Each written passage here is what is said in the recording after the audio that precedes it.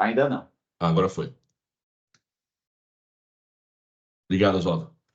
Bom, então, retomando aqui, vamos começar a nossa sessão de hoje, seguindo a ordem das SOs que me foram encaminhadas. Vamos começar com o CBD, relator é o Dr. Rubens. Quem fará a sustentação oral é a doutora Gabriela, que já está aqui conosco.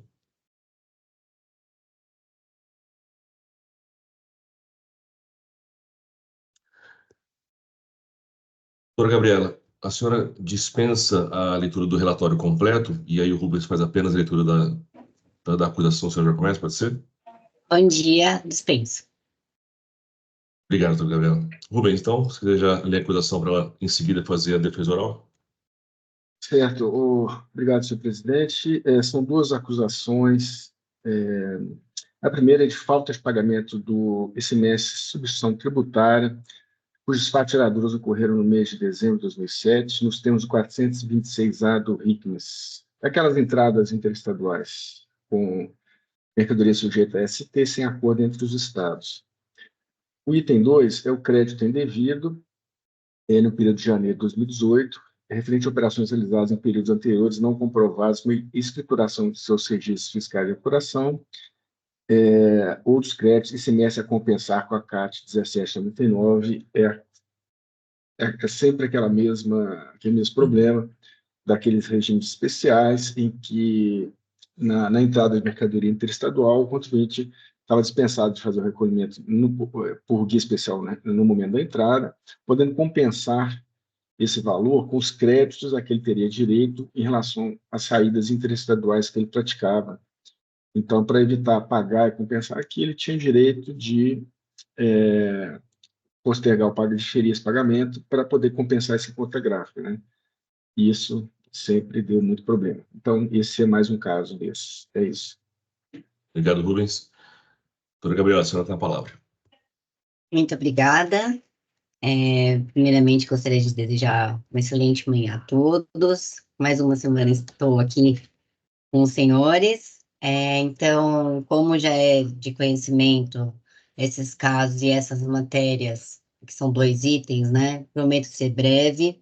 Vou chamar a atenção só para as pequenas diferenças que esse caso guarda e também os nossos pontos mais importantes. Como já muito bem adiantou o Dr. Rubens, são 2 itens, um de falta de pagamento de CMS-ST, oriundo, né, de uma glosa anterior de crédito que vem de ressarcimento de CMS-ST quando o fato gerador presumido ele não ocorre, e aí a empresa utilizou esse crédito a partir de um regime especial que tem firmado, tinha, né, firmado, não tem mais, com o Estado de São Paulo à época dos fatos, compensou esse crédito de ressarcimento com o ICMS antecipado cobrado pelo 426A, isso no item 1. No item 2, é efetivamente a glosa de crédito também tomado a título de ressarcimento CMS-ST. Pois bem, em primeira instância, foi decidido que o Tribunal de Impostos e Taxas não seria competente para analisar a matéria sobre o creditamento indevido, que foi solicitado, né, em pedido de ressarcimento, houve um pedido, um pedido de reconsideração, mais uma vez não foi devidamente analisado esses arquivos da recorrente, e por isso houve a glosa, né, principalmente com relação ao item 2, e agora na autuação defendemos de forma bem mais pormenorizada do que nos outros casos, porque esse caso foi muito evidente de que a análise ela foi muito superficial, tendo em vista que a análise foi de 0,92% dos itens aqui tratados, que geraram crédito de ressarcimento CMS-ST, e aí, como não houve essa análise, trouxemos a defesa da falta de análise, e justamente, principalmente por causa do item de creditamento indevido, e aí veio a decisão que, de acordo com o artigo 92, se eu não me engano, 93, do regulamento aqui do processo administrativo do TIT, não poderia ser analisado aqui nesses autos da autuação. Aí defendemos, então, que essa decisão ela não pode subsistir. Trouxemos também decisões das outras câmaras, apontando que o TIT tem sim competência para analisar, inclusive essa da outra câmara, para analisar todo a matéria aqui tratada, tendo em vista que houve atuação e se não há o cerceamento da defesa da recorrente, porque é justamente daí que vem a glosa indevida da recorrente, não foi devidamente analisada, e uma vez que há autuação, a matéria é devolvida inteira aqui para o TIT. Então, não houve a devida análise de novo pela DTJ, que se não analisou toda a matéria trazida em defesa, com essa justificativa do artigo 93, e também sem a análise de novo dos documentos. Mostramos que aqui o crédito tem origem em janeiro de 2018 e em dezembro de 2017, que só foi analisado 0,93% desses arquivos, que não guardam correspondência com a integralidade dos registros que foram apresentados para o ressarcimento do CMS-ST aqui da GIA, que deu origem à autuação. E, além disso, também, como sabido, a questão do 426A com relação ao item 1, que a recorrente, e com relação a esse ponto, a decisão de primeira instância, foi de que o mandado de segurança não alcançaria, né, o período, reconhece que há um mandado de segurança favorável ao contribuinte, que determina que não deve ser sujeito ao 426A, ou seja, antecipação desse fato gerador para a entrada do Estado, sendo que na legislação na entrada do estabelecimento, então é uma norma infralegal que traz novo fato gerador, também contra o que foi decidido no tema 456 do STF, mas entende que os fatos geradores aqui não seriam alcançados pelo mandado de segurança favorável ao contribuinte, que foi ajuizado em 2020 e teve trânsito julgado favorável em 2021. No entanto, doutor jogadores, esse auto de infração ele foi lavrado após o trânsito em julgado favorável ao contribuinte. Então, por esse motivo também não deve subsistir o item 1. Com relação aos juros, ele já foi favorável à decisão de primeira instância e deverá ser mantida por conta da alteração da súmula 10 desse egrégio TIT. Muito obrigada.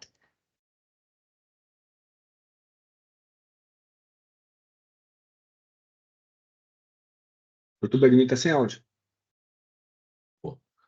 Obrigado, Rubens. Doutora Gabriela, obrigado. Antes de passar a palavra para o Rubens, eu indago se existe algum tipo de esclarecimento de fato a ser feito por algum dos juízes e pelo Pedro? Não? Rubens, então, você tem a palavra para fazer a leitura do voto.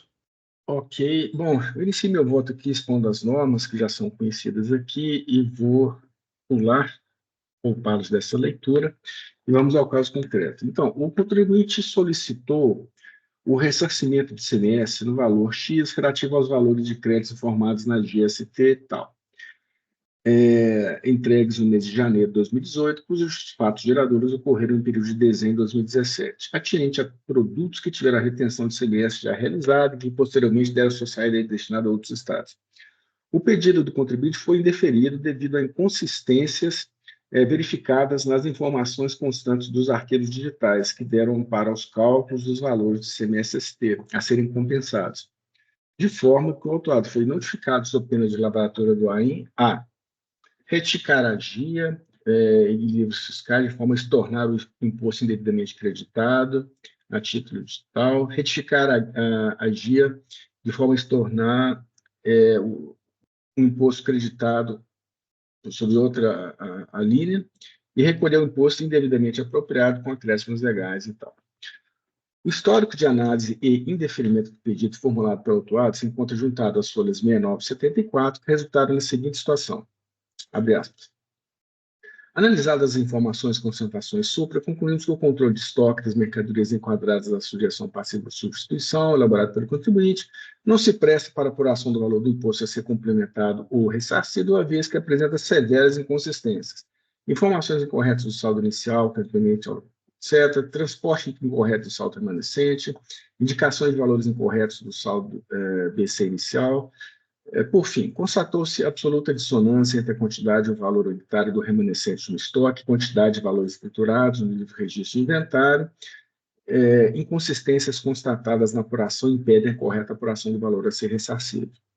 Continuando lá o fiscal. Dessa maneira, tendo em vista que os arquivos entregues pelo contribuinte não têm à disposição da portaria CAT 1799, resta prejudicado o cálculo do valor do imposto a ser complementado ou ressarcido, deslegitimando-se, com efeito, qualquer lançamento a débito ou a crédito realizado pelo contribuinte com base nesses arquivos. O contribuinte não concordou com esse indeferimento. O contribuinte alega que tais inconsistências, etc., que levaram ao indeferimento da totalidade do ressarcimento, decorrem, contudo, da análise mensal de 5 produtos.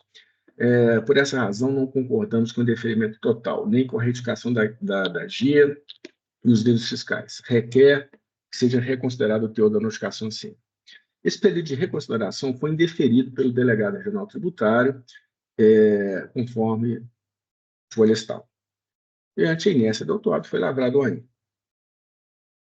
Então, o recorrente pretende que esse órgão de julgamento reforme a decisão do delegado regional tributário, da DRT 13, que indeferiu seu pedido de reconsideração em face das decisões do núcleo fiscal, que indeferiu o pedido de ressarcimento, em face das inconsistências mencionadas. Esta reanálise aqui está fora de questão, na medida em que a competência para deferir ou indeferir tais pedidos pertence à Delegacia Regional Tributária, não podendo a decisão proferida pelo agente competente ser reformada pelo órgão de julgamento que julga especificamente o lançamento de ofício, não estando aí incluídas eventuais decisões administrativas transitadas em julgado proferidas por outros órgãos. Ainda assim, a título de informação, cabe expor que o contribuinte foi notificado a retificar a GIA, referente ao período objeto de análise, bem como os respectivos livros fiscais, de forma a se tornar o imposto indevidamente creditado. E que, apesar de devidamente notificado, ele não efetuou essa retificação. Em relação às inconsistências das informações prestadas pelo autuado, este afirma que seria possível restringir o impacto das inconsistências no valor do crédito pleiteado, ao invés de interferir a totalidade do creditamento do período. A esse respeito, o auditor esclarece que as divergências de estoques apontadas são provenientes dos arquivos apresentados pelo próprio contribuinte para os meses de novembro e dezembro, onde o estoque final do mês de novembro deveria ser exatamente igual ao estoque inicial do mês de dezembro, pois se tratar de um controle permanente dos estoques. A portaria CAT 1799 prevê a utilização do controle de estoques periodicamente, tendo em vista que os preços dos produtos adquiridos podem variar a cada operação. E para que a base de cálculo do ressarcimento não seja subavaliada ou superavaliada, institui uma metodologia de cálculo baseada no valor médio das operações, sem a informação exata dos estoques iniciais e finais, entradas e saídas, não há como calcular com precisão os valores a que o contribuinte teria direito. Portanto, a fiscalização concluiu que os controles apresentados pelo autuado são totalmente falhos em 100% das operações referentes a estoques, e que não há como apurar o valor a restituir, restando ao fisco indeferir por completo o pedido de ressarcimento, ressaltando que a análise constante do relatório fiscal não se restringe somente à análise amostral. Ressalta o auditor que, se o autuado não se utiliza de controles confiáveis e fidedignos, não há outra solução a essa fiscalização quando indeferir todo o seu pedido de ressarcimento, pois os erros apresentados contaminaram todo o seu pedido e que não caberia ao fisco a tarefa de recomposição do estoque do autuado de forma a se apurar o valor do ressarcimento possível. Informa ainda que o contribuinte teve a oportunidade de apresentar novos arquivos magnéticos para sanar os erros recorrentes verificados em pedidos anteriores e, mesmo assim, foram encontrados erros que ocasionaram o indeferimento do pedido. Portanto, a presente autuação decorre de reiterados erros cometidos pelo contribuinte, erros esses cuja responsabilidade pelo saneamento cabe ao contribuinte, e não ao fisco, como corretamente destaca o auditor. Mas, se não resta o que discutir em relação ao item 1, devendo ser mantida a exigência fiscal. O autado questiona ainda a eficácia da regra disposta no artigo 426-A do RIC, sustentando que a antecipação do recolhimento do semestre não poderia ter como fundamento uma norma infralegal. Tais questionamentos devem ser dirigidos ao Poder Judiciário, que tem competência para afastar a aplicação de norma vigente, lembrando que ao órgão de julgamento administrativo cabe aplicar as normas ao caso concreto e não julgar a constitucionalidade destas normas. Com relação à decisão judicial que eximiu o recorrente do recolhimento antecipado do semestre previsto 426-A do RICMES, a ação foi ajuizada em 2020 e os fatos geradores desse AIM ocorreram em dezembro de 2017, sendo assim fora da abrangência de tal decisão. Multas aplicadas nos termos da lei atualização do seguro básico é objeto da súmula 10, taxa de juros aplicada ao débito fiscal está em conformidade com a súmula 10, pelo exposto com esse presente recurso ordinário para negar provimento, mantendo a autoinfração. Em suma, não cabe a nós aqui reformar a decisão transitada em julgado da Delegacia Regional Tributária, seria mesmo que o delegado regional tributário reformar a decisão do TIT de forma a gente cancelasse uma autoinfração, o delegado diz, não, reforma, vou manter e mandasse para cobrança, né? Cada órgão tem a sua competência, a nossa está bem delimitada e não inclui reformar a decisão do delegado regional tributário, né? Então, por isso que eu estou negando provimento à autoinfração. Eu vou fazer uma ligeira correção aqui, senhor presidente. Peço um minuto aí, enquanto os possíveis debates aí acontecem. É que agora eu preciso entender aqui como que faz para você conseguir Não, já fazer estou isso. editando. Eu já Ah, estou já tá? editando. Tá bom, tá bom. Já, porque antes de gravar o voto, eu tenho essa possibilidade aqui. Eu falei só do item 1, tem 2 Tá bom, itens lá ainda. tá bom.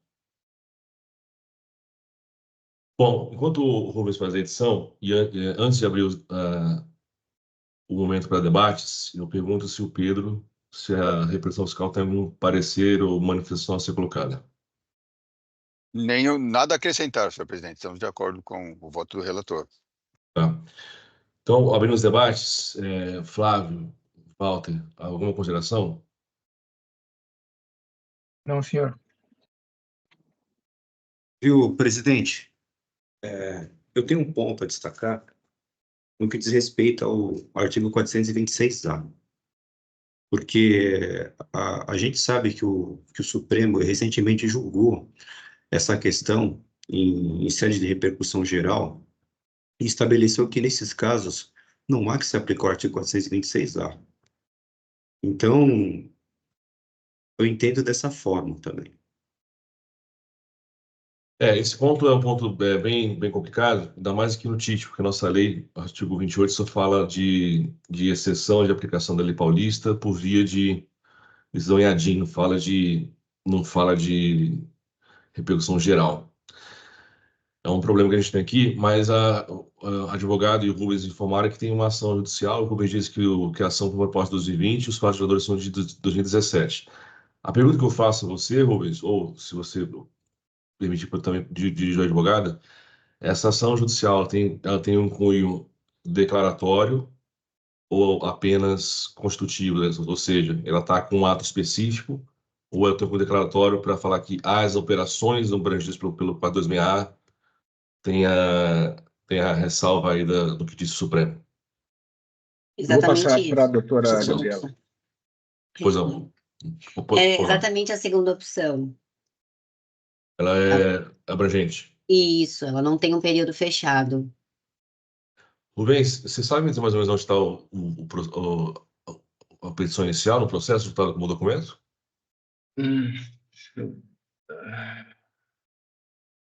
Teria que dar uma olhada. Alguém quer levar para ver isso? Pode Fazer ser. um voto de registro? Porque mesmo que haja, eu tenho essa posição, né? Se é uma ação judicial contra um ato específico, aí tudo bem, está tratando com aquele ato de 2020, no nosso caso aqui.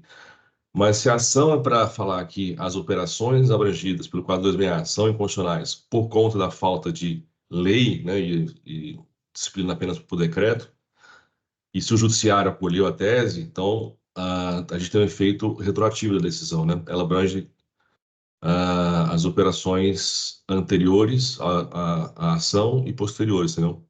É o efeito da sentença, que ela passa a ser declaratória. O simulado de segurança é um efeito declaratório e mandamental, né? Ela declara o direito e manda que não haja incidência tributária nas operações anteriores à ação judicial. Então, é uma coisa que a gente não tem como escapar, entendeu? Ela, na verdade, assim, o 426A antecipa, né? Então, o que está discutindo é apenas o momento. Não, são as incidências havidas na égide do 426A. E aí ele fala assim, esse 426A ele tem os efeitos normais de uma norma jurídica ou não. E a questão é, o fato de a lei delegar 100% da atribuição de dispor sobre o ST na situação é legítimo ou não? E o Supremo falou que não. O Supremo falou que tem que ter lei, né? Não, Quantas tá certo. né? Mas, assim, se ele não pagar no 400 da entrada, ele tem que pagar na saída, né? A ST. Se você pegar, eu te falo isso porque o pessoal de medicamentos está nadando de braçadas. Se você vai ali no sindicato das empresas de farmácia, tá, você tem advogado vindo na porta a tese. O que o Supremo fez foi invalidar qualquer disposição nesse sentido. E aí, um texto que a gente consegue ver da decisão do Supremo, e olhando para a 426A, o 426A ele antecipa na entrada, via decreto apenas, sem lei, tanto a ST como o próprio de saída antecipada na entrada, ou seja, toda a regulamentação não tem base legal, entendeu? E é um problema que São Paulo encontrou para si mesmo, porque, e o Supremo deu para São Paulo, né? Porque, como o 426A, a conta é geral, você faz ali o cálculo da ST e já faz o abatimento do próprio numa conta só. Então, o que tem aí sendo defendido, e me parece que o Supremo nesse ponto tem alguma falha nesse sentido, mas é o que foi colocado, é que nada tem base legal, entendeu? A solução, então, Aí é o crédito e débito. Aí você faz essa operação com crédito e débito. Não tem antecipação, entendeu? não, ok, mas como ele, enfim, fez a compensação errada, né? Agora ele quer tirar uma perna. E como é que fica? Eu caminho no que o Supremo fala, né? A gente tem uma decisão judicial que o Supremo deu há algum tempo atrás. Pelo que eu estou entendendo, só um segundo, doutora Gabriela. Pelo que eu estou entendendo, a CBD entrou com a ação judicial e, pelo que eu entendi do nosso debate aqui, tem efeito retroativo. Se ela compensou errado ou não, é um problema. Mas o problema maior, que é a ação judicial, não o problema, mas a questão maior que é a ação judicial com o trânsito julgado, que abarca faturas passadas, é que essa decisão anula tudo, tanto eventuais compensações como cobrança do fisco, entendeu? Não quer mandar, então, fazer igual o processo do doutor Flávio e pedir para a PGE falar alguma coisa? Mas tá claro o trânsito julgado ou não? Na ação do contribuinte teve trânsito julgado? Doutor, uma intervençãozinha.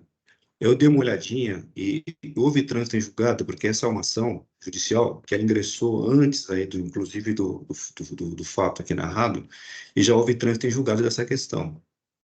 Então, Rosa, Lembra das folhas, doutor Walter, por favor? Desculpa interromper. Eu não lembro das folhas, até o número do processo, inclusive ele é curtinho. doutora Gabriela, a senhora tem, doutora Gabriela, faça a informação de onde está no processo, o documento que vocês juntaram, da ação judicial do trânsito julgado? Um minutinho. E aí, como é diferente no caso do Flávio, porque o processo que o Flávio, que está por trás do caso do Flávio, está em andamento, né?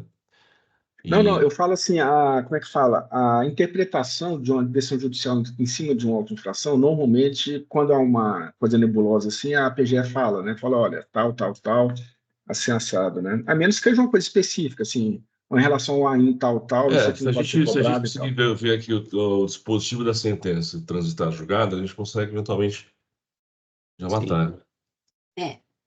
Eu estou buscando, e o único ponto é que, assim, todos os casos em que a gente conseguiu cancelamento já aqui no TIT e a PGE não se manifestou, foi alegada nulidade, porque não abriram para a PGE se manifestar a respeito.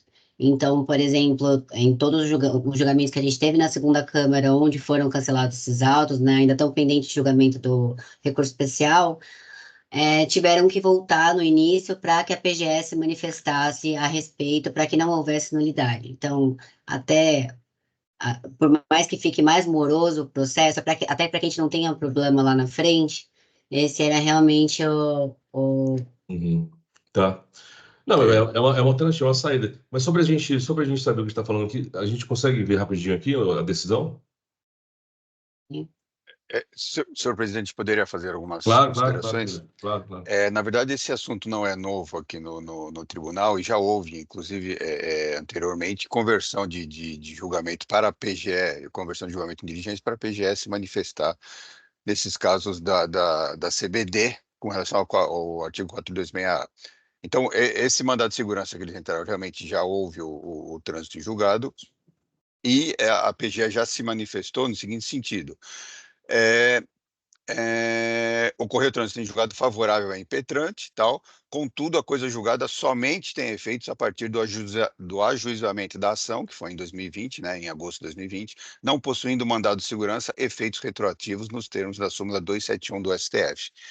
Então, nesse caso, está muito bem claro, em manifestação da PGE, que é quem fala pela Fazenda no Poder Judiciário, que, como os fatos são de 2017, a gente até fala em nosso parecer isso, esse mandado de segurança não alcança os fatos geradores, portanto, não há que se falar em efeitos dessa decisão em mandado de segurança para o caso dos autos. A gente coloca isso no nosso recurso ordinário. Então, bom, então já que a controvérsia é conhecida e já tem aí outros casos que foram para superior e voltaram e o Pedro já tem esse tipo de informação, talvez seja relevante que isso conste no nosso caso, no nosso processo, essa manifestação da PGE, o mundo do processo, o mundo do, como é que é? O mundo da ação, o mundo do processo, né? Para que conste essa manifestação e a gente faz um debate posterior. O que vocês acham? Tudo bem. Você quer que dê um para você ou você já ajusta agora o voto para baixar a diligência? Calma, mas a gente vai baixar a diligência? Para a PGE, para que essa posição que o Pedro comentou conste oficialmente no nosso caso, que até então não há, entendeu? Que a gente consiga formular um voto posterior de mérito até com base no que disse a PGE no nosso caso e não seja Ok. e não Não, haja não. nulidade como a Gabriela colocou. Pensei que a gente iria usar o texto do Pedro aqui e já Porque adiantar. essa manifestação não tem no nosso caso, né? Não está no nosso caso, no nosso processo. Pedro, imagino que o Pedro trouxe de outros casos, não é isso, Pedro? Sim, de outros Então, casos. foi Então, exatamente. Do a gente, mesmo MS, né? a gente precisa ter no nosso caso essa manifestação da PGE, né? Então, eu vou pedir para voltar um passo para eu poder editar o voto. Tá. Foi? Foi. Ou talvez alguém fazer um voto de preferência aí e pela diligência e ser o voto vencedor, né? Para o doutor Rubens não precisar alterar seu voto, né? Ah, mas tudo bem, eu já estou fazendo aqui. Hum. Tranquilo.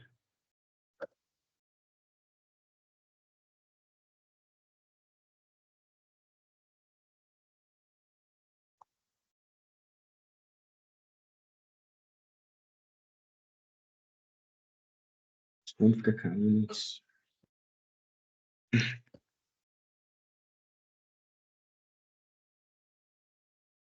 Enquanto o Rubens edita volta, eu vou ter que dar uma saidinha, um minutinho, pegar uma água.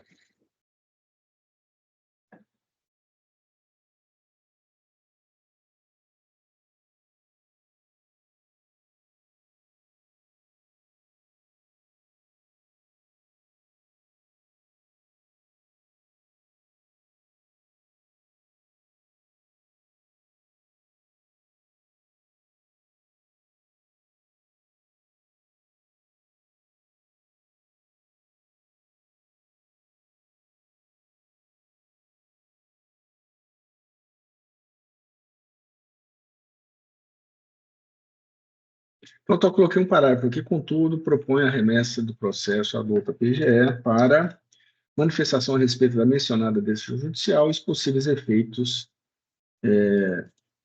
da mesma no presente ainda. Tá claro, né? Tá.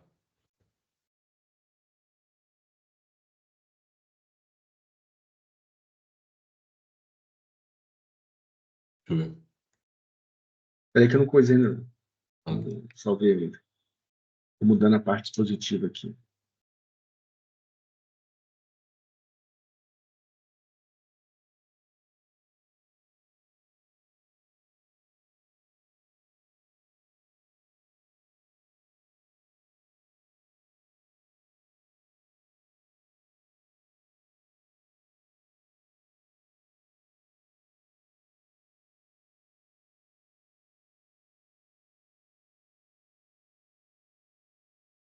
alterar a ementa.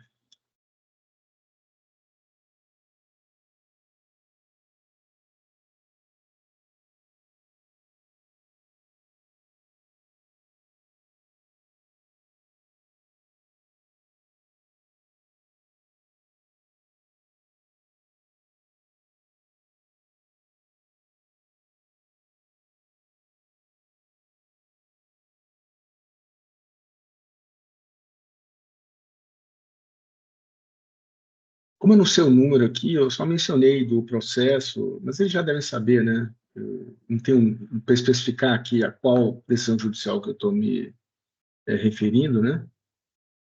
Se você colocar só que a decisão judicial dada no processo da, da, da CVD.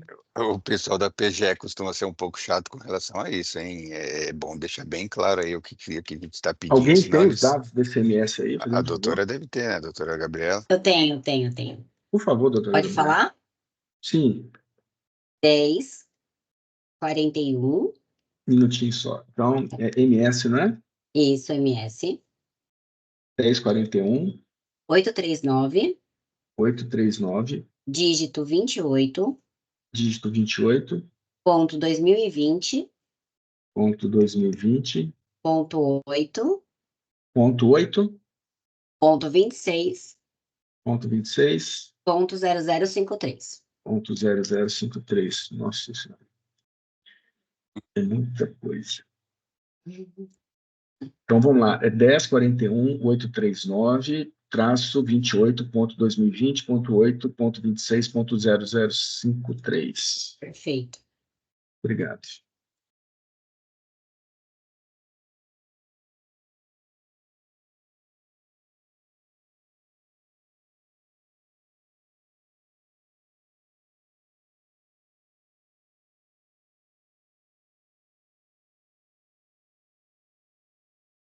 Assim, a meu ver. Pronto, acho que agora foi. Ter o julgamento de diligência, registrado o voto e voto registrado. Pronto. Foi? Foi. Gostei de diligência, tá. Vou ver aqui.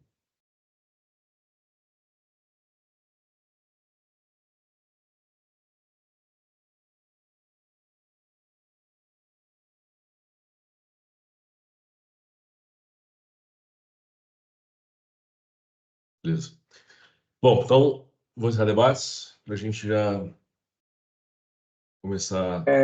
Só uma adendo aí. A certidão de trânsito em julgado está no processo aqui nas folhas 5255, tá? Desse mandado de segurança aqui. Não, apelação civil aqui, né? Está no processo folhas 5255. Bom, deixa para a PGE ver agora, né? Vamos jogar a bola para eles. Então, debates.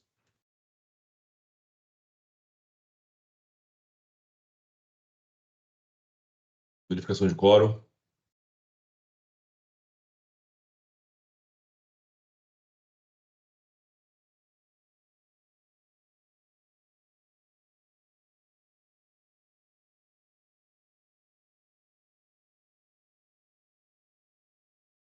Iniciando votação.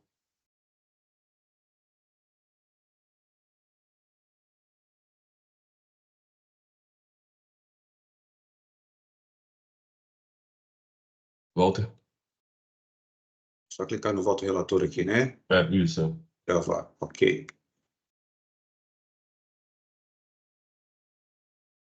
Encerrar a votação.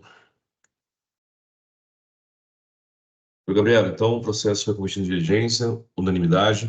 Assim que estiver disponível para pauta novamente, você vai saber pela intimação. Obrigado, viu? Muito obrigada. Um bom dia a todos. Obrigado, abraço.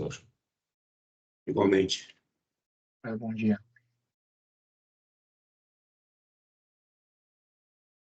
No julgamento.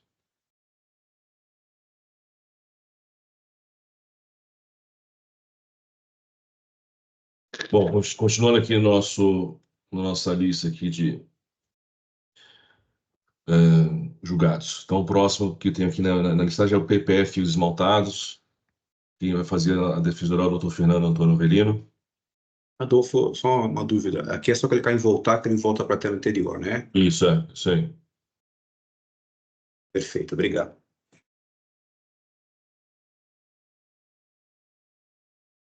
Processo também de relatoria do Dr. Rubens. Dr. Fernando, o senhor dispensa a leitura do relatório? E aí... Dispenso Ok. sim, senhor presidente. Pois não. Então, Rubens, você tem a palavra para começar. Obrigado, presidente. Esse processo são duas acusações de crédito indevido do CMS. Aquela polêmica de aquisições da indústria, consideradas, apesar de serem aplicadas no processo industrial, o fisco entende que são materiais de uso e consumo, porque não se desintegram no processo industrial, ou se trata de substituição de partes e peças originais de máquinas e equipamentos. Então, foram glosados esses créditos, tá bem? Então, basicamente, é isso daí. Obrigado, Rubens. Dr. Fernando, você tem a palavra para fazer a defesa oral? Perfeito, obrigado. Bom dia a todos. Como já foi adiantado pelo relator, né, nós temos aqui basicamente duas acusações, tá? Uma com relação aos materiais de uso e consumo ali, que seriam partes e peças de reposição, tá? Que foram considerados como materiais de uso e consumo. E o segundo são materiais que foram registrados no ativo imobilizado, tá? No ativo permanente, e que foram considerados também como partes e peças de substituição, tá, pela fiscalização, e, portanto, como materiais de uso e consumo, tá, e não como melhorias dos equipamentos da fábrica, tá. Eu quero chamar a atenção aqui a um primeiro ponto, tá, que seria com relação à nulidade desse auto de infração, tá. A fiscalização, ela analisou uma série aí, analisou não, né, ela abrangeu uma série de itens, tá. Ela trouxe um relatório fiscal bastante sucinto, de 1,5 páginas, tá? E ela traz conclusões genéricas, tá? Ela trata por grupos e ela não analisa qual que foi a função de cada um desses itens, de cada um desses bens no processo produtivo, tá? Para daí concluir se eles são materiais de uso e consumo, não fazem parte aí do processo produtivo, não integram o maquinário, não integram o ativo permanente, né? Ou se seriam materiais ali utilizados na parte administrativa, né? Ou que não integram aí a produção de alguma forma, tá? Então, esse é um primeiro ponto. A gente traz aí na defesa, inclusive, alguns exemplos concretos, tá? Com relação às partes e peças, nós temos ali diversos tipos de óleos e graxas que são utilizados com funções diferentes ali dentro de cada etapa ali do processo produtivo, alguns diretamente na produção, tá? Em contato direto ali com o produto final, outros fazem parte ali dos maquinários, né, graxas, rolamentos, enfim, peças ali que integram esses maquinários, tá? A gente tem também do ativo imobilizado, que foi tratado de uma forma geral ali pelo fiscal, tá? Mas a gente tem, inclusive, um laudo interno aí, elaborado pela própria empresa, tá? Que está nas folhas 108 a 118, 105 a 118, e que traz uma análise bem detalhada aí de qual foi a destinação desses itens do ativo imobilizado, que foram ali para modernização da produção, tá? Então, para você otimizar o processo produtivo, né? E se manter ali na concorrência de forma competitiva, tá?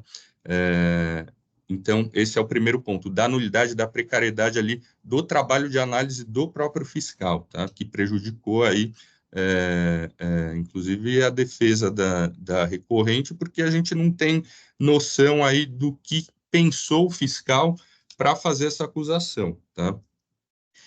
Superada essa questão, né, a gente tem também a questão de mérito mesmo, tá?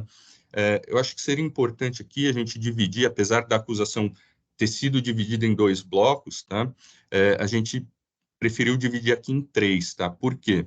Nós temos, em primeiro lugar, os óleos que têm contato direto com o produto final ali da recorrente, tá? Que são os óleos AG-Fil, AG-Coat e Sindol, tá?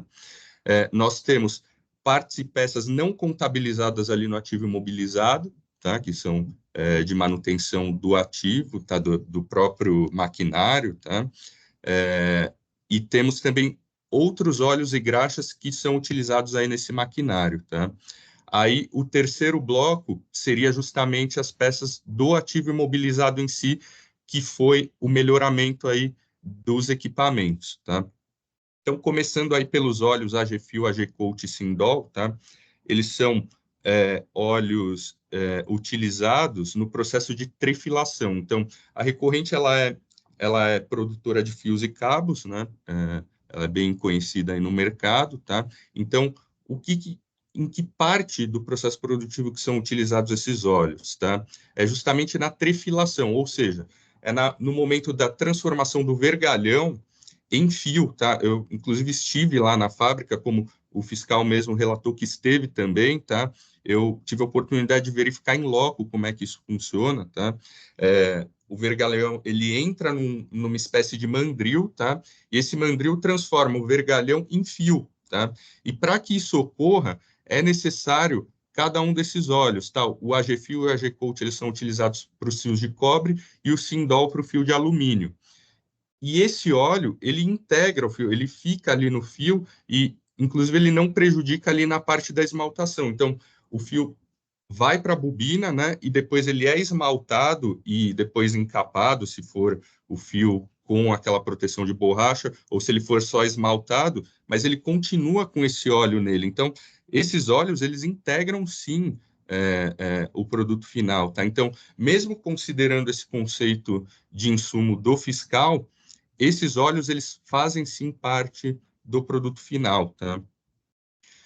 O outro ponto aqui, o segundo bloco que a gente tem, ainda no primeiro bloco do fiscal, né, que seria ali das partes e peças e materiais utilizados na produção, tá, que não são os do ativo imobilizado, nós temos outras partes e peças, que são rolamentos, né, correias, e também outros óleos e graxas utilizados no maquinário da empresa, tá?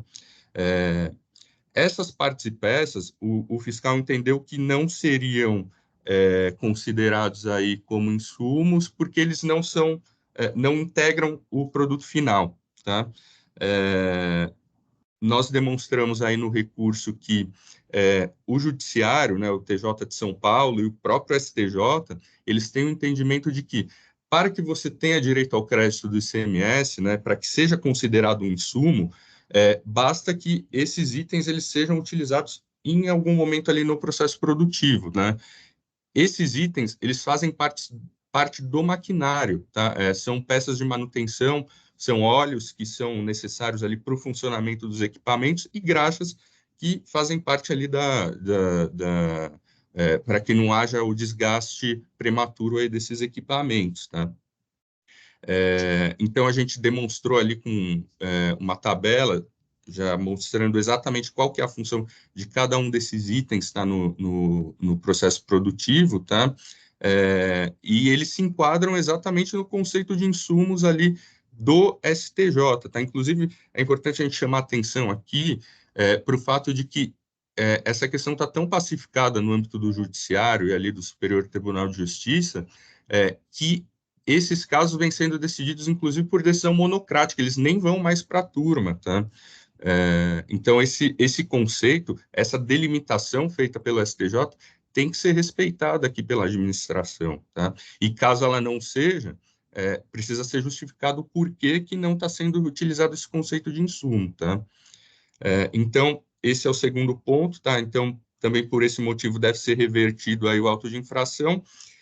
E o último ponto é justamente com relação às peças do ativo imobilizado, tá? Foi demonstrado ali durante a fiscalização que essas partes e peças, elas foram utilizadas para a modernização do parque industrial da recorrente, tá? Então, a gente trouxe ali o laudo, né, com a foto de cada um dos equipamentos, a foto de cada uma dessas partes e peças que foram utilizadas, a função delas, tá? E em que medida elas melhoraram aí o processo produtivo da recorrente, tá? Então, não faz nenhum sentido daí a consideração da fiscalização de que seriam meras partes e peças de reposição. Não se trata de uma manutenção aqui, tá? É efetivamente uma modernização do parque, tá? Então, por esse motivo, também a recorrente faz jus ao direito creditório aí do ICMS, tá? Então, são basicamente esses os pontos que eu quero chamar a atenção aqui, tá? Por esse motivo, a gente pede que seja dado provimento ao recurso ordinário, tá? Seja pelo reconhecimento da nulidade dos autos de infração, ou, se superada essa nulidade, pelo mérito também está efetivamente demonstrado aqui que o auto de infração não merece prosperar.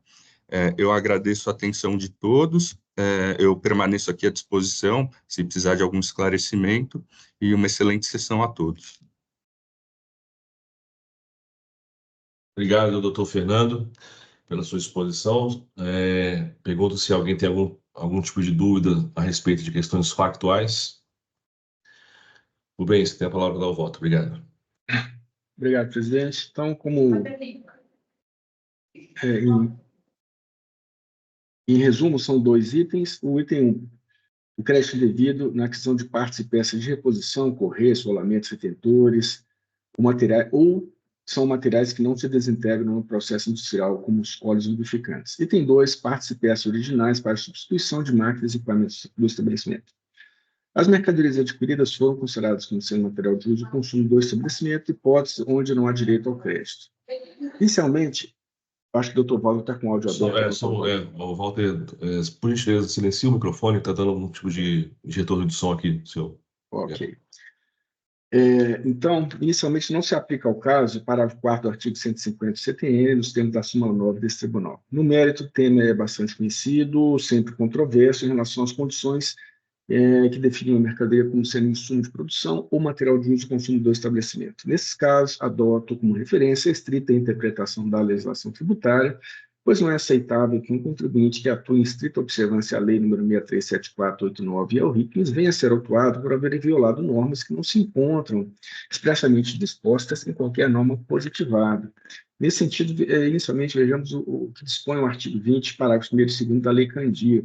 Diz o seguinte, artigo 20, para a compensação que se refere ao artigo anterior, é assegurado ao sujeito passivo o direito de descreditar-se do imposto anteriormente cobrado em operações que têm resultado a entrada de mercadoria. Tá? Parágrafo 1º. Não dão direito a crédito às entradas de mercadorias ou utilização de serviços resultantes de operações ou prestações isentas ou não tributáveis, ou a que se refira a mercadorias ou serviços alheios à atividade do estabelecimento. Eu falei parágrafo 1º e 2º, só coloquei o primeiro. Desculpa. Já o artigo 40 da Lei Paulista 6374, o de 89, determina que é vedado o direito ao crédito do imposto relativo à mercadoria alheia à atividade do estabelecimento.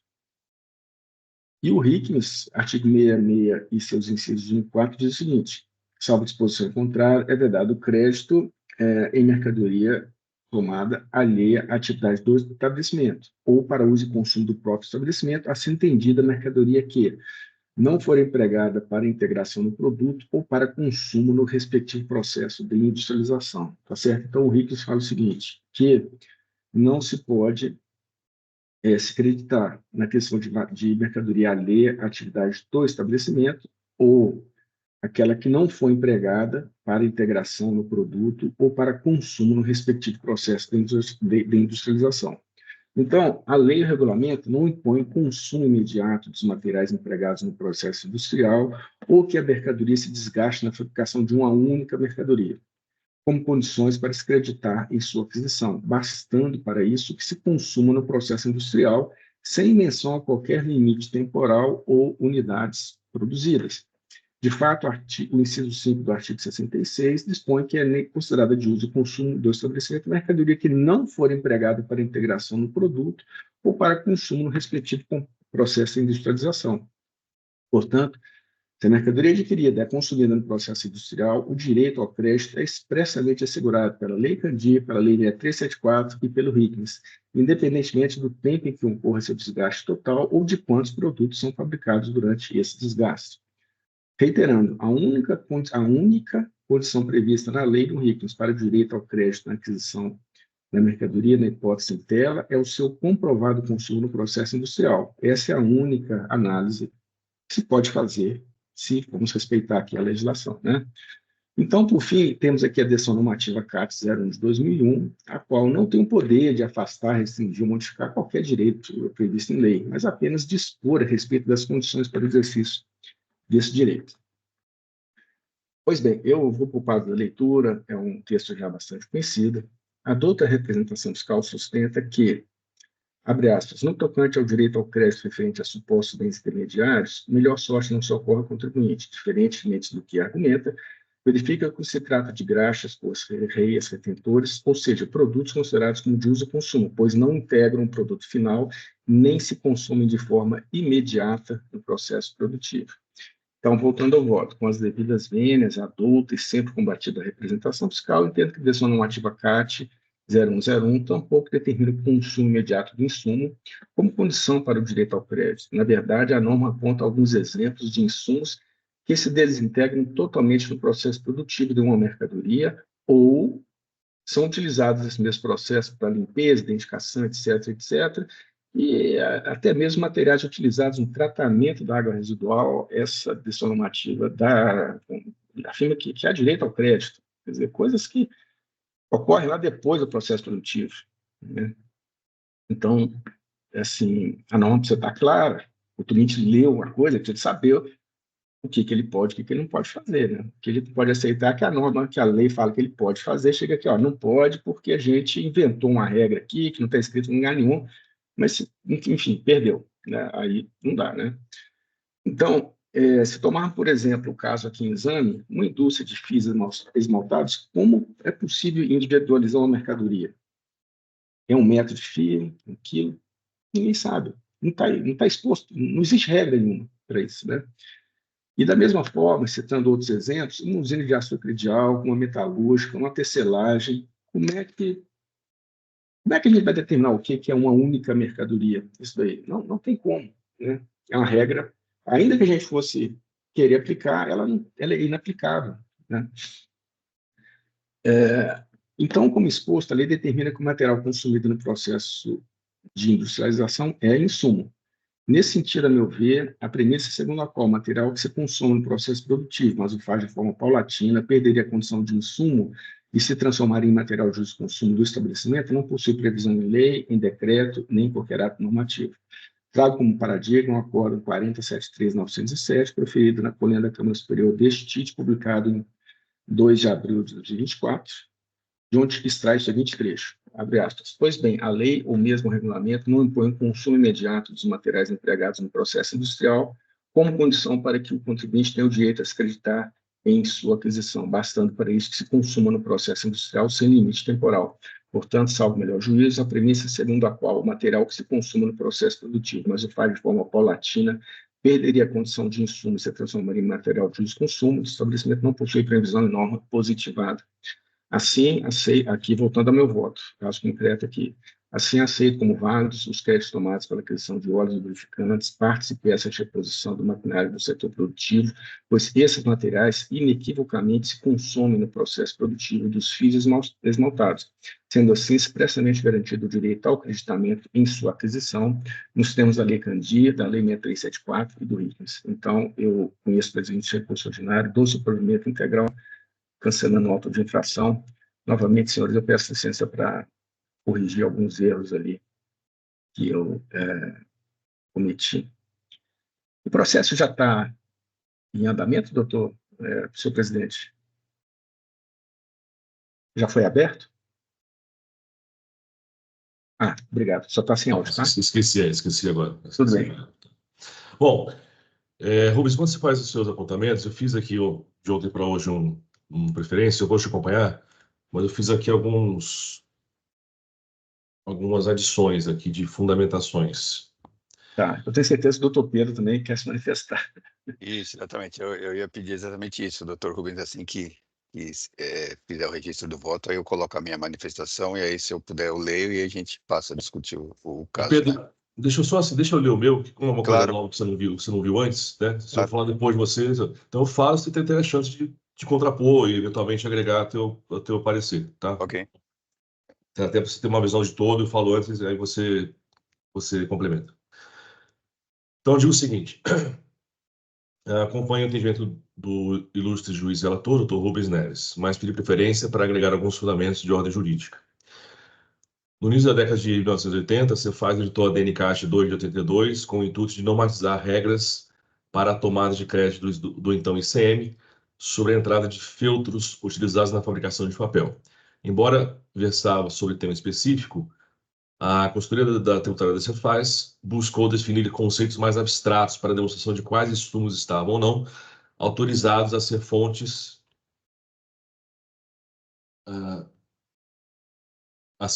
de crédito do imposto, já que tais regras não poderiam ser obtidas a partir do próprio texto constitucional e também não havia norma estadual dispondo sobre os critérios ao crédito por indústrias. A solução foi encontrar amparo no artigo 32, inciso 1, do regulamento do IPI de 72, cujo texto era no sentido de que era possível tomada de crédito de IPI sobre, abre aspas, matérias-primas, produto intermediário, material de embalagem, compreendidos entre as matérias-primas e intermediários, aqueles que, embora não se integrando ao novo produto, forem consumidos imediata e integralmente no processo de industrialização. A DNCAT 2 de 82 explorou dois temas fundamentais: a diferença entre produto intermediário e material secundário, e o consumo imediato integral do insumo no processo de industrialização. A respeito das classificações de produtos intermediários e produtos secundários,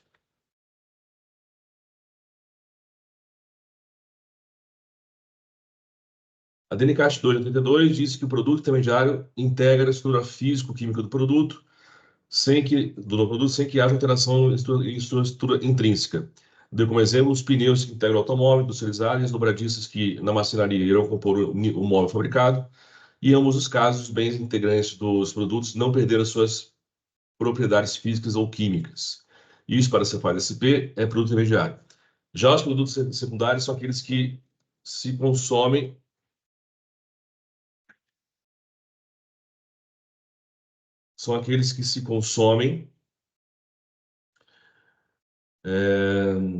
no processo de industrialização, mas não se integram no produto. Para ilustrar seu conceito, a Cefaz SP deu como exemplo o calcário, que na indústria de cimento é matéria-prima, mas na siderurgia é produto secundário, porque é usado somente para a extração das impurezas do minério de ferro, com os quais se transforma em escórias de consumo no processo industrial sem integrar no produto. Havia, portanto, certa relevância em fazer essas duas distinções. Logo, e o artigo 32 do RIP fez. Logo, se o texto legal fez essa referência, passou a ser importante para conceituá-los no plano do Estado. Outro elemento que é importante. Outro elemento explorado pela Cefaz SP foi o consumo imediato e integral do bem no processo de industrialização. Ao citar a decisão proferida pelo TRF no passado, que se funda exatamente no artigo 32 do RIP de 72, o fisco paulista tomou para si o entendimento de que, para fins do então ICM, para que houvesse o crédito, é necessário que o bem tenha desgaste imediato e integral no processo produtivo. O Estado de São Paulo nunca teve em seu repositório legal, seja em leis, seja em regulamentos, qualquer disposição sobre regras acerca do tempo em que os bens devem ser desgastados no processo produtivo. Foi justamente em razão dessa ausência que a DNCAT 2 de 82 buscou fundamento no RIP de 72. Os regulamentos do IPI posteriores aos de 72 deixaram de prever o desgaste imediato e integral como requisito para a definição de produtos intermediários. Desde o decreto 83.263/79 até o atual RIP de 2010, que é o decreto 7.212, não há nada a respeito no IPI. Mas, ainda assim, mesmo após a retirada do fundamento normativo que dava esteio ao fisco paulista para falar sobre a restrição temporal, o fisco paulista manteve seu entendimento sobre a necessidade de haver um tal desgaste integral imediato, né? Sobre esses dizeres, é importante apontar que a escusa apontada pelo prestado por Fisco Paulista, sobre o fato de não haver modificação nas normas paulistas, que é o que ele fala aqui em 82, não tem nenhuma justificativa. É que, conforme dito, as normas paulistas jamais definiram o desgaste imediato ou integral como elemento determinante ao crédito. Tanto assim que houve a busca de amparo legal na LGPI. A eventual ausência de modificação na legislação estadual, mencionada na CAT 2 de 82, dizia respeito às normas gerais do imposto, não à disposição específica sobre os créditos no contexto do processo produtivo. Pois bem, em 2001, a CEFAS trouxe a DNCAT 1 2001, simplificou o regime de amparo material secundário com intermediário e simplificou. Mas a novela DNCAT não se pronunciou sobre a eventual necessidade de insumo se desgastar imediato e integralmente no processo produtivo. Ao citar Alemão Balheiro, diz apenas que os insumos são os integrantes de produção, mas há quem limite as palavras de matéria-prima, etc.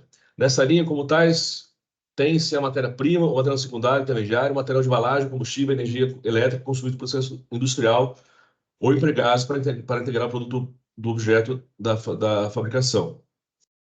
Depois, traz alguns elementos do que poderia ser tido como insumo creditável pelo ICMS. Muitos deles entram em contato diretamente com a fabricação, tal como instrumentos de corte, que podem ou não ter desgaste imediato. Mas outros certamente não entram em contato com a fabricação, como os bens utilizados nos efluentes e no controle de qualidade e de testes de produtos, ou seja, itens que notoriamente não entram em contato com a fabricação. A DNCAT fala que é item creditável. Após alguns debates, a discussão chegou ao CJ e a Corte entendeu que o direito ao crédito será validado quando comprovada a necessidade do uso de produtos intermediários para a atividade de fim contribuinte. São os embargos de divergência brutal, julgados em novembro do ano passado, tem 6 meses. Ou seja, os custos de produção que viabilizam o direito ao crédito CMS aos contribuintes é amplo. São amplos, né? São amplos. E serão verificados a partir da análise de sua necessidade do processo produtivo. Aqui é de extrema relevância ser dito que o presente julgamento não está restrito à série do artigo 28 da nossa lei processual, porque não há nenhuma declaração de inconstitucionalidade das normas paulistas. Há, isto sim, interpretação sobre a definição do conceito de insumos que, uma vez utilizado no processo industrial, gera contribuinte direito ao crédito CMS. É justamente a falta de normatização clara que gerou os debates aqui colocados. No presente caso, tendo que os itens sobre os quais se votou a fiscalização estão no contexto do processo produtivo da autuada, quanto aos aspectos factuais, firme nas análises realizadas pelo juiz relator, Rubens Neves, as quais agrego aos fundamentos do presente voto. Então, Pedro, eu vou apresentar essa preferência. Se você quiser fazer um comentário a respeito e, eventualmente, agregar a sua manifestação, estamos aqui. Ok. Eu já solicitei a manifestação, o senhor presidente precisa só aprovar. Aí eu coloco para ficar disponível para todos e aí a gente conversa.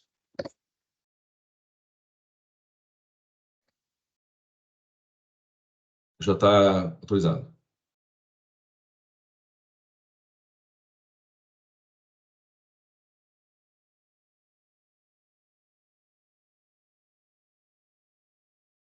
Bom, registrei a manifestação, então se os senhores quiserem acompanhar comigo.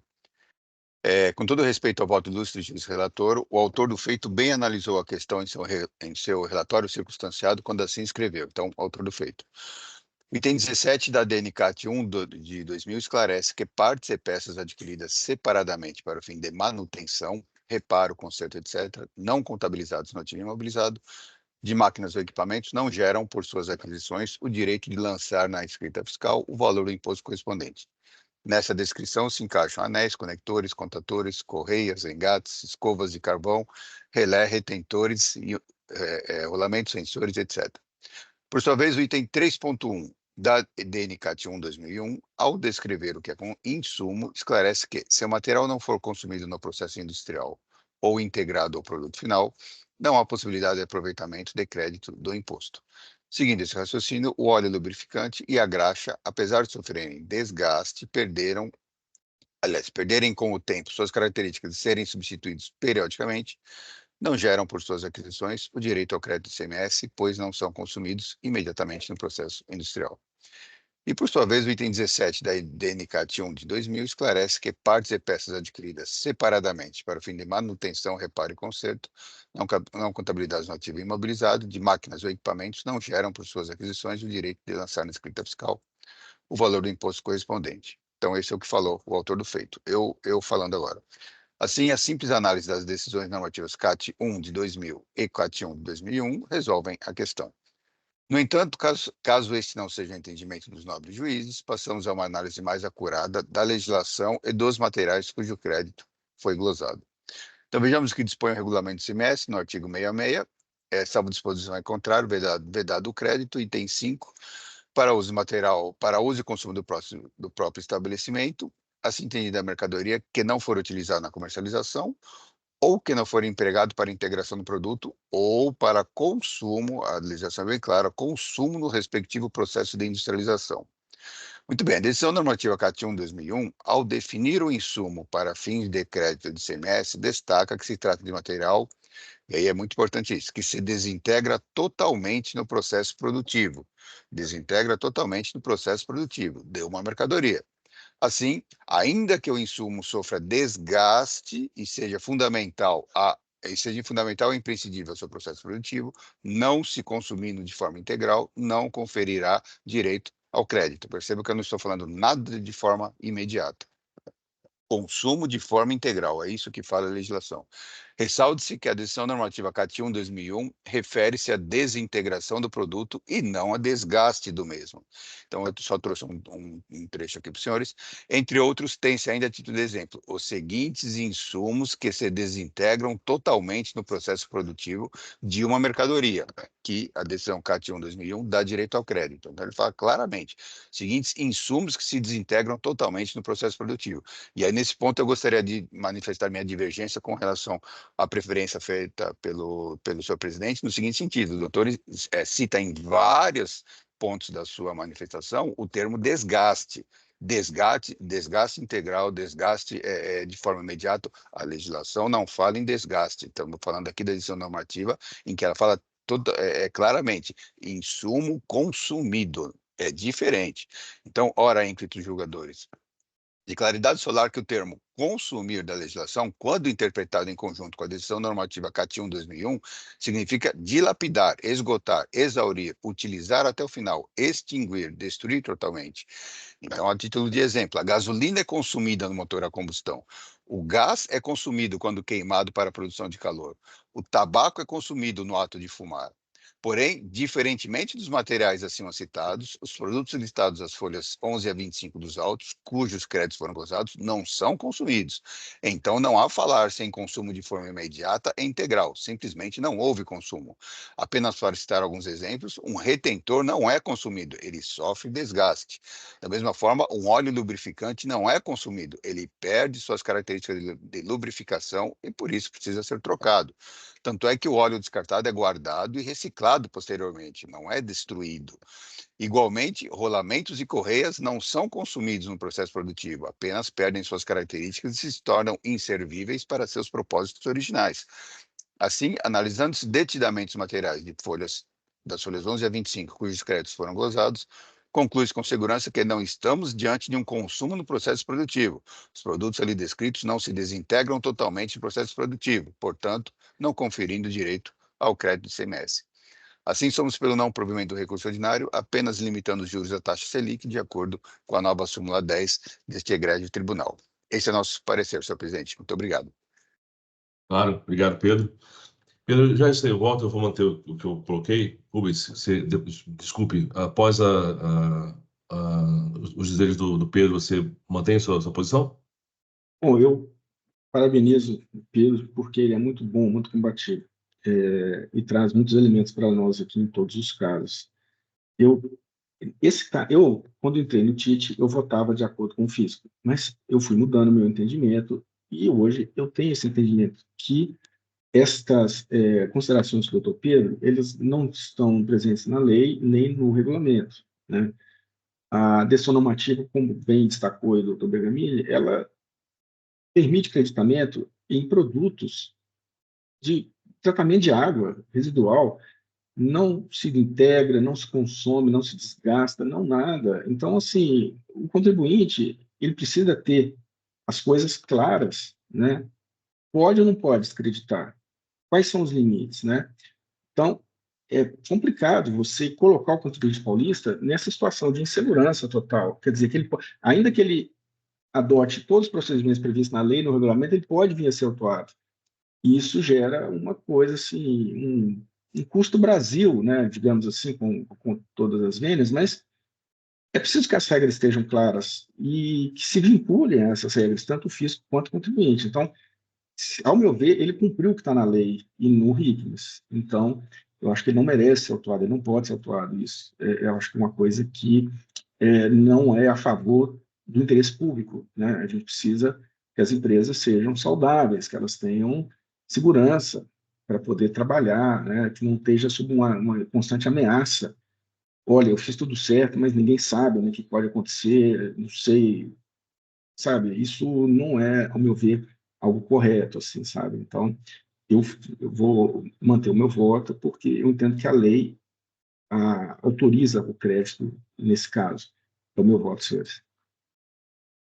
Obrigado, Rubens. O Pedro, também vou manter o que eu coloquei, porque o nosso ponto aqui não é nem o consumo, né? É o tempo do consumo. Então, essa desintegração tal, é imediato ou não é imediato, né? E precisa ser ali no contato imediato com a minha fabricação ou não. São esses pontos que estão em debate aí, como o Rubens lembrou, eu coloquei. A DNCAT fala que teste de qualidade seria item passivo de creditamento, né? Bom, então, abro para os demais debates. Flávio, Walter.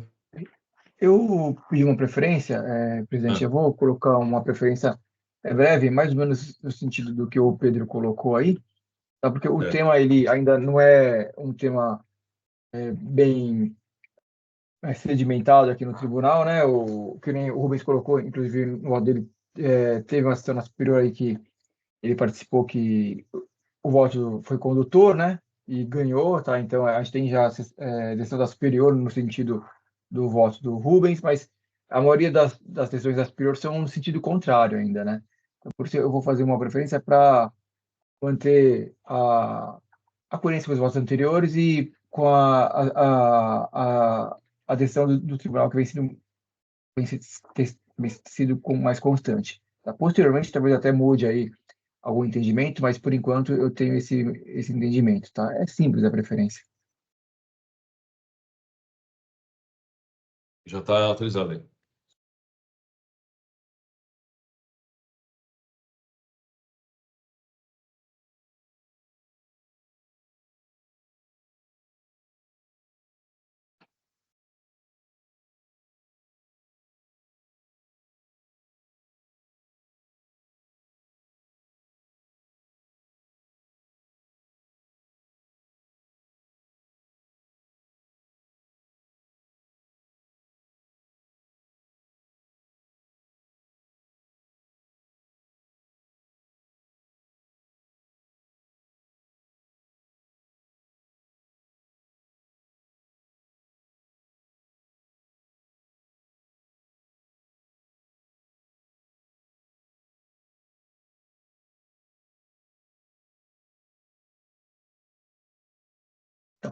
Eu vou ler rapidamente aí só alguns pontos principais aí, tá?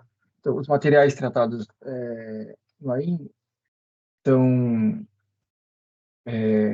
óleos, anéis, graxas, conectores, etc e tal, no item 1, e pares e peças no item 2, tá?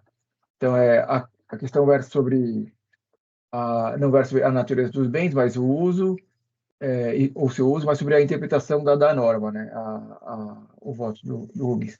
Adota o posicionamento diverso do relator, similar ao DRF, e da maioria dos julgados da Câmara Superior, eu também trago um julgado, e nesse sentido de que a mercadoria deve se integrar ao produto ou se consumir em sua produção, vai a decisão CAT 01, cujos trechos já transcritos acima, e quanto aos itens do ativo, esses são itens de manutenção. Então, nesse passo eu conheço e nego provimento. É simples. Tá, maravilha. Então, fechando os debates.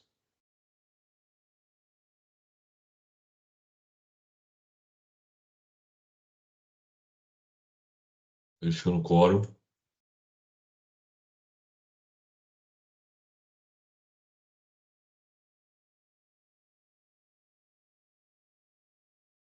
Iniciar a votação. Bom, aqui tem um problema, com 3 votos e o Walter vai acompanhar, acho que melhor seria acompanhar o Rubens. E como é que eu faço para mostrar para o sistema que eu estou com o Rubens também? É o problema. De fato, eu vou acompanhar o Dr. Rubens com os complementos que o doutor fez, que são muito pertinentes, inclusive. Agora vai ficar esse impasse aqui. Vamos, volta aí, vamos ver o que acontece. Volta com o Rubens. E aí a gente vê. Se eu só acompanhar o Bergamini, está resolvido, né? Será? É. Seu voto é o vencedor. Ah, tá. Aí mata aqui, né? Mata aí. Então, problema de sistema não tem mais. Perfeito.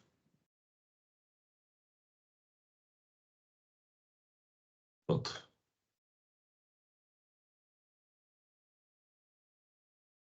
Encerrar a votação. Pronto, Fernando. O voto foi cancelado com base nos argumentos que o senhor presenciou. E eu agradeço a sua participação. Um abraço. Bom dia. Obrigado, senhor presidente. Agradeço a todos. Não, tá ótimo. Bom dia.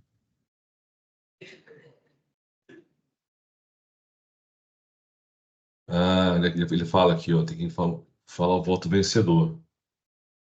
Então não há questão antecedente.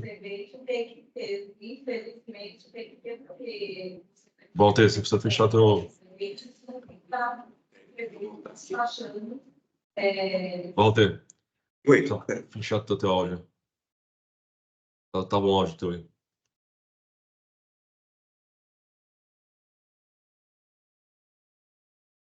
Ido.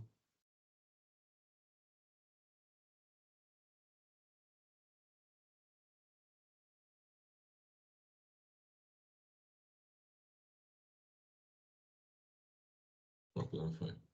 Esse é o julgamento.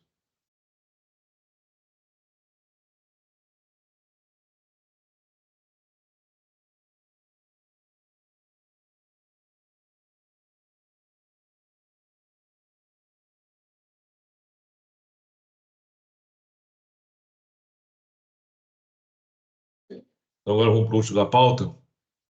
Quem fará a sustentação oral é o doutor Tiago Lozano Expressão, para defender Brasalpla.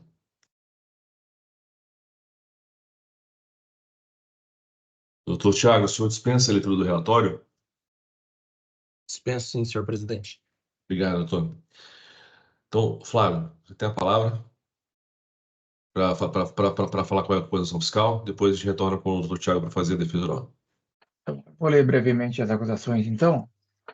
Então, em face da autuada foi lavrado aí, apontando a infração creditou-se indevidamente no valor de X, no período de abril a dezembro de 10, nos valores dados especificados no demonstrativo anexo, recebidas de operações interestaduais de vendas do estabelecimento Brasalpa Amazônia, indústria de embalagens. Tá? Apesar do nome ser Brasalpa também, são empresas diferentes, o CNPJ é diverso. Obrigado, Flávio. Doutor Tiago, você tem a palavra para fazer. Oi, desculpa. Eu estou terminando aqui a leitura do relatório. Tá. É simples. O valor acima, bom, ele não foi corretamente cobrado no estado de origem, uma vez que tem incentivos fiscais, denominado crédito de estímulo, através da lei 2826 do Amazonas, tá? E aí o crédito foi glosado com base do artigo. Foi glosado. É isso, é simples. Bom, Flávio, obrigado pela leitura. Doutor Tiago, você tem a palavra para fazer a sustentação oral. Pois bem. Primeiramente, muito bom dia, senhor presidente, ilustríssimo relator também, cumprimento Vossa Senhoria, demais julgadores, Dr. Rubens, Dr. Walter e Dr. Pedro, membro da representação fiscal. Senhores, o presente caso tem em cunho nitidamente jurídico aqui, uma controvérsia jurídica quanto à possibilidade de creditamento de ICMS dos bens adquiridos e advindos da Zona Franca de Manaus. né? A DTJ cancelou o auto de infração com base em 2 fundamentos. O primeiro deles, que aplica-se ao caso o artigo 15 da Lei Complementar 24 de 75, que dispensa para os benefícios da Zona Franca de Manaus todos aqueles requisitos e exigências de aprovação no CONFAS, votação unânime no CONFAS, coisas do tipo. Então, para esses benefícios, a Lei Complementar, desde então, entendia que os da Zona Franca de Manaus não estavam sujeitos a esses requisitos. E o segundo fundamento da DTJ foi que não se poderia autuar aqui o contribuinte com base numa simples presunção, porque não se provou que aquele contribuinte lá no estado do Amazonas teria se beneficiado. A decisão ainda fala, embora fosse muito provável, claro, mas não houve provas, não houve sequer intimação daquele contribuinte, né, lá no estado do Amazonas. Esses foram os 2 fundamentos da DTJ, que já pela segunda vez cancelou esse auto de infração, porque já havia uma decisão, o caso chegou na Câmara Julgadora e determinou-se o retorno para enfrentamento de outros argumentos do contribuinte. Pois bem, aqui nessa ilustre Câmara Julgadora, senhores, com todo o respeito ao princípio do livre convencimento dos julgadores, me parece que a conclusão não pode ser diferente. Se não manter esse cancelamento. Né? E ela não pode por 2 aspectos. Pelo aspecto meritório, né? O artigo 15 da Lei Complementar é muito claro. Né? Eu empresto aqui, cito um caso que foi de relatoria do ilustre juiz Dr. Rubens Neves, aqui presente, o auto de infração da empresa Brasil Quirim. Em 2020, Dr. Rubens já votou nesse sentido, que o artigo 15, é claro, foi um voto muito objetivo, né? Então, assim, o resultado deve ser mantido pelo mérito, mas também, e aqui me parece ainda mais importante, porque leva a uma solução mais objetiva desse caso, as regras processuais determinam a manutenção dessa decisão de primeira instância. Por quê? E aqui eu me filio ao artigo 28 da Lei Processual, né, do Processo Administrativo Tributário de São Paulo. O artigo 28 dispõe que o TIT observará decisões do STF em ações diretas de inconstitucionalidade ou súmulas vinculantes. E também empresto que cito aqui artigo 28 também, mas da Lei de Ações Diretas, a Lei 9868. O porquê? Nós trouxemos memoriais de julgamento, estão anexados nesses autos, em 2 julgamentos recentes do STF, tá? Essa questão foi enfrentada na sede de ADPF, tá? Arguição de descumprimento de preceito fundamental, número 1004. O acórdão foi publicado agora, em março, né? É uma ADPF de relatoria do excelentíssimo ministro Luiz Fux. E a conclusão do STF, aliás, retomando, essa DPF foi movida especificamente contra atos desse colendo Tribunal Administrativo de São Paulo, né? Buscando, né, se proteger de atos tendentes à glosa, né, desse tribunal. E a conclusão foi de procedência dessa DPF para vedar decisões que glosem o crédito única e exclusivamente com base no argumento de que o benefício deveria ter sido aprovado pelo CONFAS, que é exatamente o fundamento da autuação. Além dessa DPF, houve uma ação direta de inconstitucionalidade, também movida pelo Estado do Amazonas, e a conclusão do STF converge com a da DPF, aliás, os casos foram julgados em conjunto, e lá o STF reconheceu a inconstitucionalidade de parte do benefício do Estado do Amazonas, quando ele aplicava para todo o Estado, mas limitado à Zona Franca de Manaus, reconheceu-se a constitucionalidade. Por esses motivos, nós entendemos que ambas as decisões vinculam esse tribunal administrativo. Salvo engano, eu não encontrei nenhuma decisão ainda do tribunal administrativo depois dessas ações diretas, tá? Depois da publicação desses acórdãos. mas me parece muito claro ser o caso de observância, seja pelo artigo 28 da Lei 13.457, seja pelo artigo 28 da Lei de Ações Diretas. Senhores, esses são os breves fundamentos, eu fico à disposição e concluo aqui pedindo, então, o desprovimento do recurso de ofício. Subsidiariamente, se for o caso, se entenderem que a presidência, a Câmara Superior, não firmou o entendimento quanto à observância dessas ações diretas, que se sobreste o caso, né, para que isso seja feito pela ilustre presidência do Tribunal Administrativo.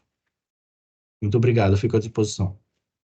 Tiago, obrigado pela sua defesa oral. Antes de passar a palavra ao Flávio para a leitura de voto, eu pergunto se alguém tem algum tipo de dúvida ou esclarecimento de fato a ser indagado ao advogado. Flávio, então, a palavra está com você. Obrigado. Obrigado. Bom, quanto ao pedido do Dr. Tiago aí sobre tal caso, infelizmente a gente não tem aqui no tribunal uma normativa para isso, tá? Então a gente teria que julgar especificamente o caso. Tem a previsão, quando ele já está na Câmara Superior lá para ser feita uma sessão temática, alguma coisa nesse sentido, mas nas câmaras julgadoras a gente não tem essa previsão. Então, vou passar a leitura do voto. Ou a inversa, segundo o fisco, sobre a utilização do crédito de imposto, cujo emitente de documentos fiscais, estabelecimento Banauara, possui benefício fiscal não autorizado pelo CONFAS. Segundo detalha o autor do feito, referente a verificações fiscais em contribuintes paulistas destinatários de usufruir benefício fiscal concedido por aquela unidade da federação nas operações interestaduais envolvendo produto de embalagem PET. Tá? Aí retorno ao voto. A remetente das mercadorias é Brasal, para a indústria de embalagens limitada, CNPJ tal, tá, conforme anexo 2, prova 2, demonstrativo mensal dos créditos glosados, nas folhas 9 às 17. Conforme informações constantes nos documentos fiscais, notas fiscais de 28 a 36, o endereço do fornecedor era, na época das operações, na Rua Buriti, 5828, Distrito Industrial, Manaus, Amazonas, no CEP tal. Consta ainda das respectivas notas, natureza da operação, venda de produção, com CFAP 6101, venda de produção de estabelecimento. Tá? O tema guerra fiscal foi objeto de sessão monotemática pela Câmara Superior em 24 de março de 22, a qual foram julgados diversos AINs. A jurisprudência desse tribunal se consolidou no sentido de prestigiar a tese fazendária, mantendo-se a glosa dos créditos. Após a realização da sessão monotemática, o tema foi a julgamento no STF, através da DPF 1004, já citada, com publicação no Diário de Justiça em 4 de março de 24, publicado em 5, após a apresentação do voto do relator, ministro Luiz Fux. Tá? E de voto vista, ministro Alexandre de Moraes, restou assentada a impossibilidade de glosa de créditos de semestre de mercadorias oriundas da Zona Franca de Manaus, contemplada com incentivos fiscais concedidos à indústria ali instalada ali na Zona Franca. Com fundamento no artigo 15 da Lei Complementar Federal 2475, em especial destaque a este Tribunal Administrativo para observar a decisão. Eu peço licença para escrever alguns trechos aqui. Tá? Então,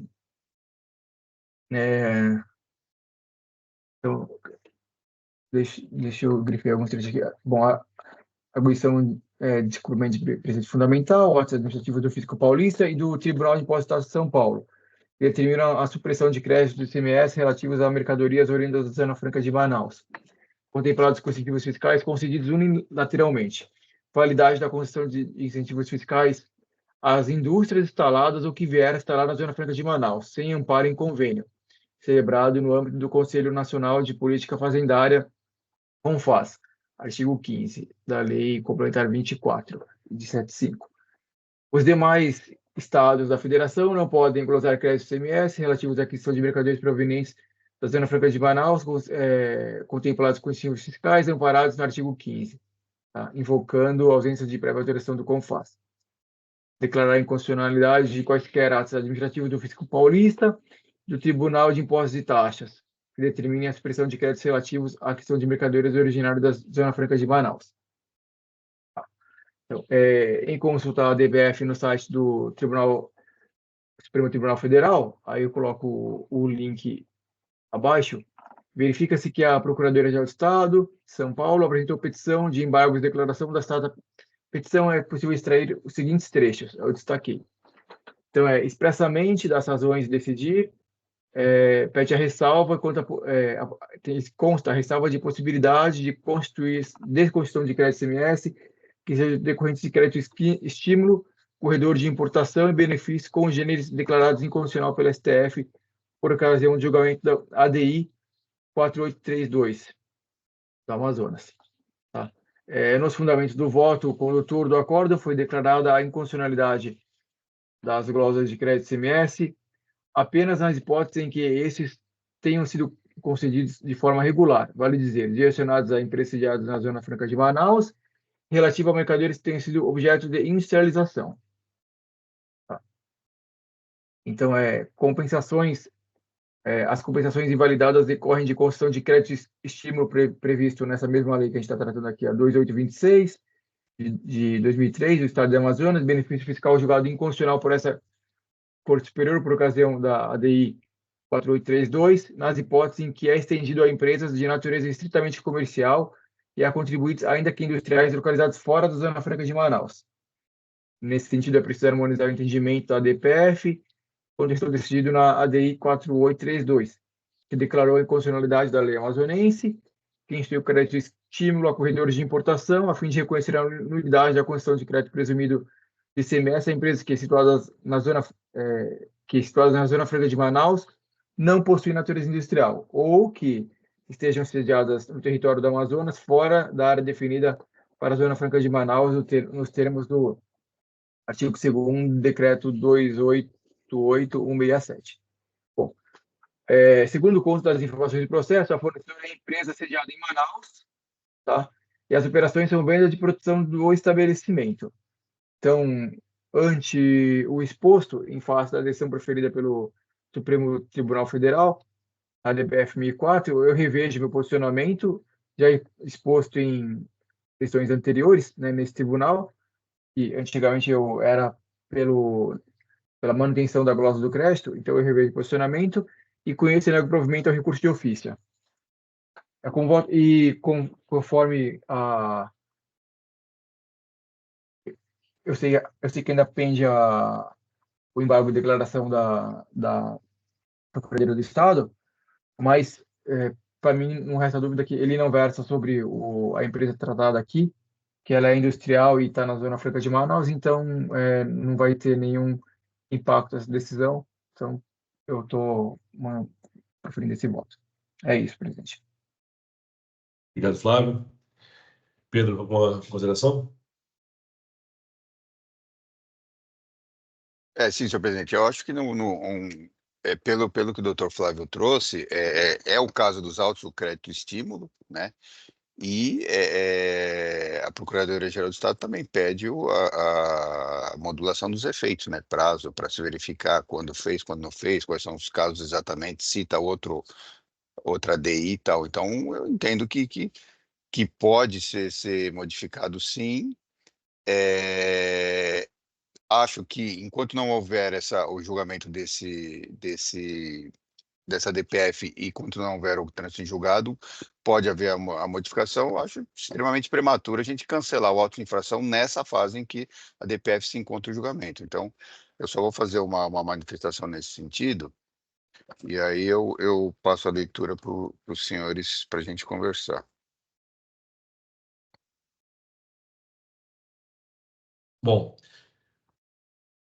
então, não há dúvida de que o Supremo Tribunal Federal julgou inconstitucional a posição do TIC a respeito dos benefícios da Zona Franca de Manaus. O que a Fazenda do Estado embargou são dois pontos bem específicos.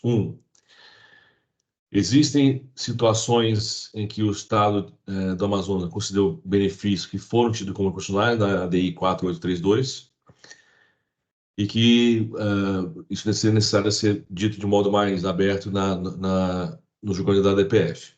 Esses pontos são crédito estímulo. Crédito estímulo, até onde sei, foi dado para empresas comerciais e não industriais. E ao que o Flávio comentou, a empresa Manauara, no caso, é uma empresa industrial. Então, a repressão fiscal, Pedro, entende que, nesse caso, é o crédito estímulo e não o normal? Então, aí é que tá. Eram três benefícios, né, da Zona Franca. Para quem faz industrialização, que é o que existe lá desde 1940.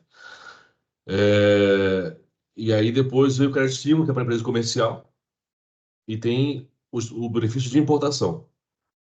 Então, esses dois últimos que são aí meio estranhos, né, para os fins da Zona Franca, que a ideia seria desenvolver indústria lá no norte e tudo mais. Então, quando você fala da crédito para a empresa comercial para importação, você não está desenvolvendo nada. Então, foi isso mais ou menos a tônica da DI 432. Mas aí, eu pergunto a você, a repressão fiscal entende que, nesse caso concreto, é de crédito estímulo? Não, tá escrito na acusação que o valor que não foi cobrado é proveniente de crédito estímulo. Está escrito na acusação isso aí. Então, na verdade, independente do meu entendimento, quem vai externar o entendimento final é o STF. Isso em primeiro lugar. Em segundo lugar, o item 2 aí que o doutor Flávio trouxe é muito claro. Ele pede um prazo, ele pede uma modulação dos efeitos. Então, pode ser feita uma modulação de forma que esse auto de infração seja mantido. Para mim é extremamente claro isso. Inclusive, existem outras situações em que ele faz a modulação de efeitos e fica muito bem claro até que ponto essa decisão vale e até que ponto essa decisão não vale. Então, é extremamente prematuro a gente cancelar o auto de infração nesse ponto, entendeu? Nesse ponto de julgamento. Que o judiciário tem colocado uma posição bem consolidada de que, quando é julgado por processo do lead case na DI ou RG, a partir do julgamento do mérito, os tribunais são liberados para julgar. Eventual embargos para modular efeitos não tem o efeito de parar a tramitação dos casos. Mas eu estou em dúvida sobre a questão do crédito estímulo. Flávio, se você não se importar, eu pedi só para dar uma olhada nessa questão da legislação do crédito estímulo, eu tendo a concordar com você. Mas só para complementar essa questão, para falar que no caso, se o caso é ou não de crédito estímulo, pode ser? Até agradeço, como Tá. é um caso novo de mudança até de posicionamento, até agradeço a tirada em Tá vista. bom. Obrigado. Nada.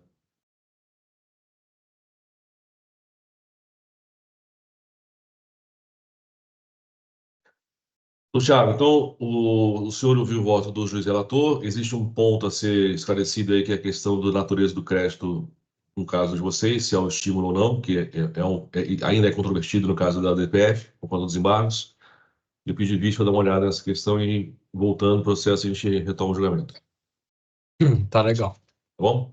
Agradeço aos senhores, desejo um bom final de manhã aí. Obrigado, Thiago. Um abraço. Um abraço. Tchau, tchau. Mais.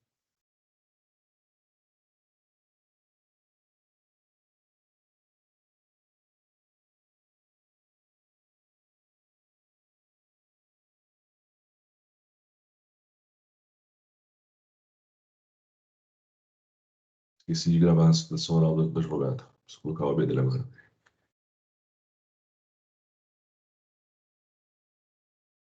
Thiago. Usando expressão OAB 331 629.